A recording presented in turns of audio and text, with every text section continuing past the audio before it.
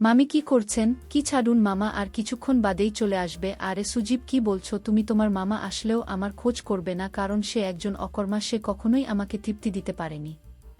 যা তুমি এখন আমাকে দিচ্ছ মামি, তাহলে ঠিক আছে, এখন তাহলে আমি তোমার ওইখানে দিচ্ছি, ব্যথা পাবে নাকি? আরে না বাবা না, ব্যথা কেন পাব? যেই ব্যথা তুমি দিবে সেটি আমার সুখের অংশ। নাও এবার জলদি করে শুরু করে দাও মামি, আমাকে শক্ত করে ধরুন, বাইরে হতে চলেছে। হ্যালো বন্ধুরা, আমি সজীব, একজন তরুণ ব্যক্তি। আমি আমার মামার বাড়িতে কাজ করতাম।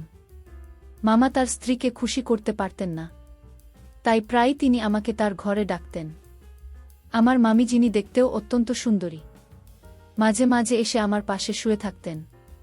প্রথমে আমি বুঝতাম না কেন এমনটা হচ্ছে, কিন্তু সময়ের সঙ্গে সঙ্গে বিষয়টি পরিষ্কার হয়ে উঠতে লাগল। মামি বয়সে আমার থেকে অনেক বড় ছিলেন। আমাদের মধ্যে খুব বেশি কথা হতো না। তিনি তার নিজের কাজে ব্যস্ত থাকতেন এবং মামার সঙ্গেও তেমন কথা বলতেন না। এক রাতে মামি আমাকে তার রুমে ডেকে বললেন, সজীব, আজ আমার শরীর ভালো লাগছে না, তুমি আমার পাশে শুয়ে থাকো। আমি তার কথা মতো তার রুম এ গেলাম এবং শুয়ে পড়লাম। তিনি লাইট বন্ধ করে দিলেন। তখন আমি বুঝতে পারলাম তাকে এতটা কাছাকাছি পেয়ে আমি নিজের আবেগ নিয়ন্ত্রণ করতে পারছি না। তখন আমি চাকরির খুঁজেছিলাম, কিন্তু কোথাও কাজ পাচ্ছিলাম না। একদিন আমার বন্ধু রাকেশ বলল, তার মামার শহরে থাকেন এবং তিনি আমাকে চাকরি দিতে পারবেন। আমি খুব বেশি শিক্ষিত ছিলাম না, চতুর্থ শ্রেণী পর্যন্ত পড়াশোনা করেছি। এর ফলে ভালো চাকরি পাওয়া আমার জন্য কঠিন ছিল। আমি গ্রামে ছোটখাটো কাজ করে কোনোমতে দিন কাটাতাম। রাকেশ আমাকে একটি মামার একটি ঠিকানা দিল। সেখানে গিয়ে আমি দেখলাম তার মামা খুবই সম্ভ্রান্ত একজন মানুষ এবং তিনি হতে যাচ্ছেন আমার বস।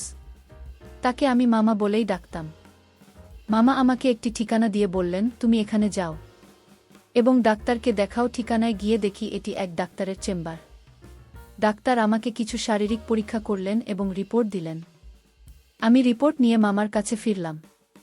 মামা রিপোর্ট দেখে হাসি দিয়ে বললেন, তোমার চাকরি পাকা হয়ে গেছে। এত সহজে চাকরি পেয়ে আমি অবাক হয়ে গেলাম। তখনও ভাবতে পারছিলাম না কিভাবে এত সহজে আমার এই সুযোগটি মিলল। চাকরিতে যোগদানের পর থেকেই আমি প্রায় মামিকে লক্ষ্য করতাম। তিনি খুবই আকর্ষণীয় এবং মার্জিত। তাকে দেখে আমার মনে হতো যদি আমার স্ত্রী এত সুন্দর হতো, তবে আমি নিজের দায়িত্বে আরও মনোযোগ দিলাম। একদিন পুরনো এক চাকর এসে বলল, তোমার বস খুব কঠোর, তার মনোভাব বুঝে কাজ করো। মামি একদিন আমাকে ডেকে বললেন, তুমি খুব অল্প বয়সী এবং সুন্দর, পরিষ্কার পরিচ্ছন্নতায় মনোযোগ দাও। আমি এমন চাকর পছন্দ করি যে মনিবের মতো পোশাক পরে। এ কথা বলে তিনি কিছু টাকা দিলেন এবং বললেন, এটা তোমার নিজের জন্য খরচ করো। মামিকে দেখে আমি তার প্রতি মুগ্ধ হতে শুরু করলাম। তার জীবনে কোনো সন্তান ছিল না যা তাকে সুখী হতে দেয়নি। মামা বেশিরভাগ সময় বাড়ির বাইরে থাকতেন, আর মামি মগ্ন থাকতেন ফ্যাশন ও পার্টিতে। মামিকে দেখে মনে হতো তিনি আমাকে পছন্দ করতে শুরু করেছেন। আমি প্রায় সিনেমা ও নাটকে প্রেমের গল্প দেখতাম এবং কল্পনা করতাম। মামি একদিন এসে বলবেন, আমি তোমার প্রেমে পড়েছি। এক রাতে যখন আমি ঘুমাচ্ছিলাম মনে হলো আমার পাশে কেউ আছে। মামি অত্যন্ত সুন্দরী ছিলেন এবং তার দেহ আকর্ষণীয় ছিল। আমার মতো একজন দরিদ্র মানুষ যখন ভাবতাম কিভাবে চাকরের মতো জীবন কাটাব, তখন মামি কি আমার স্ত্রী ভেবে সারা রাত কল্পনা করতাম। মামি সব সময় আমার কাজের প্রশংসা করতেন। তিনি আমাকে ডেকে যে কোনো কাজ দিতেন, আর আমি সেটি সততার সঙ্গে করে দিতাম, যেন কোনো অভিযোগের সুযোগ না থাকে। একদিন আমি অসুস্থ হলে আমি তাকে হাসপাতালে নিয়ে যাই এবং মামাকে খবর দিই। মামা হাসি মুখে আমাদের সবার জন্য মিষ্টি আনলেন। কিন্তু সেই দিন থেকেই মামি যেন বদলে গেলেন। তিনি আমার দিকে অদ্ভুতভাবে তাকাতে লাগলেন এবং বানেরে যাওয়া বন্ধ করে দিলেন। ফলে এখন শুধুমাত্র মামিকে কাজের সময় দেখতাম। কিছুদিন করে আমার মন খারাপ ছিল। মনে হচ্ছিল আমি হয়তো মামিকে নিয়ে আসক্ত হয়ে পড়েছি, কিন্তু আমি আমার কাজ চালিয়ে যাচ্ছিলাম। সময় এগিয়ে চল এবং একদিন মামি সন্তান জন্ম দিতে চলেছেন এমন খবর এলো। তবে মামা আগের মতো খুশি ছিলেন না। তিনি সবসময় চিন্তিত থাকতেন। এক রাতে মামা আমাকে তার ঘরে ডেকে বললেন, এই ব্যাগটি নাও। যদি আজ রাতে আমার স্ত্রী সন্তান জন্ম দেন তবে এই ব্যাগ ব্যবহার করে শিশুটিকে গোপনে সরিয়ে ফেলো। আমি কখনো মামার কোনো নির্দেশ অমান্য করিনি, তাই সেদিনও কোনো প্রশ্ন করলাম না। কিন্তু আমার মন খুব অস্থির ছিল। রাত গভীর হলে মামি ঘুমিয়ে পড়লেন। আমি গোপনে তার ঘরে গেলাম। মামি তখন চোখ বন্ধ করে শুয়েছিলেন। তার মুখের সৌন্দর্য দেখে আমি মুগ্ধ হয়ে গেলাম। কিন্তু মামার নির্দেশ মেনে কাজ করতে গিয়ে আমার হাত থেমে গেল। ব্যাগটি নিয়ে শিশুটিকে ঢুকানোর সময় মামি হঠাৎ চোখ খুললেন এবং মৃদু হাসলেন। মামি বললেন, তুমি কি সত্যিই শিশুটিকে মেরে ফেলতে চাও? আমি চমকে উঠে বললাম, এটা আপনি কি বলছেন? মামি বললেন, তোমার মামাই শিশুটিকে মেরে ফেলতে চান, কারণ তিনি সন্দেহ করেন এই শিশু তার নয়। তার কথা শুনে আমি স্তব্ধ হয়ে গেলাম। আমি বললাম, আপনি যা বলছেন তা কি সত্যি? মামি বললেন, তোমার মামা চান এই সত্য প্রকাশ পাক, তিনি বাবা হতে সক্ষম কিনা তা পরীক্ষা করতেই তোমার মাধ্যমে এই কাজটি করিয়েছিলেন। মামি আরও বললেন, এই শিশুটি আসলে তোমার সন্তান। আমি কখনো চাইনি তোমার সঙ্গে এমন কিছু ঘটুক, কিন্তু তোমার মামা আমাকে বাধ্য করেছেন। আমি স্তব্ধ হয়ে বসে রইলাম। এত সুন্দর একজন মহিলার সঙ্গে, যাকে আমি মামি বলে ডাকি, এমন কিছু ঘটতে পারে ভাবতেও পারিনি। মামির এই কথা শুনে আমি হতবাক হয়ে গেলাম এবং কিছু বলতে পারলাম না।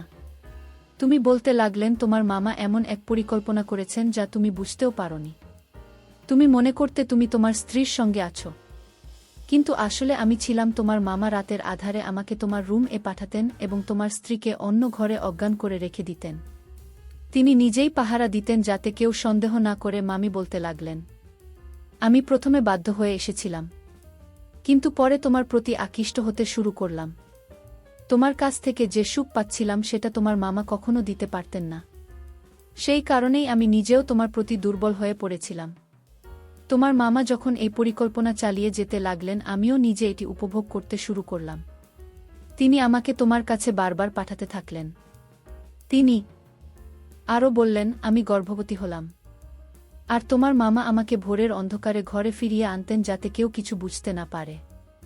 এইভাবে তোমার মামা তার সন্তান হওয়ার আশা পূর্ণ করতে চেয়েছিলেন। আমি নিজেও অজান্তে সেই পরিকল্পনার অংশ হয়ে পড়েছিলাম। কিছুদিন পর ডাক্তার জানালেন যে আমি মা হতে চলেছি। এ খবর শুনে তোমার মামা খুব খুশি হয়েছিলেন, কিন্তু আমি বিস্মিত হলাম যখন শুনলাম তিনি ডাক্তারের কাছেও মিথ্যা বলেছেন। মামি বলতে থাকলেন, কেউ কিভাবে তার স্ত্রীকে এমনভাবে ব্যবহার করতে পারে? তোমার মামা আমাকে ও তোমাকে তাদের খেলার পুতুল বানিয়ে ফেলেছিল। আমি চুপচাপ শুনছিলাম এবং ভাবছিলাম কিভাবে এমন ঘটনা সম্ভব।